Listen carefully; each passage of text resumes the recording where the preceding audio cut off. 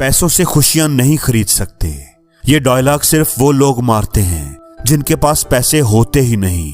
इसलिए पैसे को अगर बुरा कहना है तो उस दिन तक का इंतजार करो जब तक तुम अमीर नहीं हो जाते, ढेर सारा पैसा कमा नहीं लेते।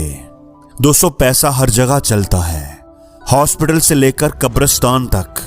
गरीब को तो ना ही इलाज की जगह मिलती है और ना ही कब्र की। इस दुनिया की ये कड़वी सच्चाई है कि यहाँ पर इज्जत सिर्फ पैसे वाले को ही मिलती है। जिसकी जेब में पैसा होता है उसकी बात सुनी भी जाती है और मानी भी जाती है, और गरीब चाहे कितनी भी समझदारी की बात क्यों ना करे, उसको कोई सुनना गवारा नहीं करता।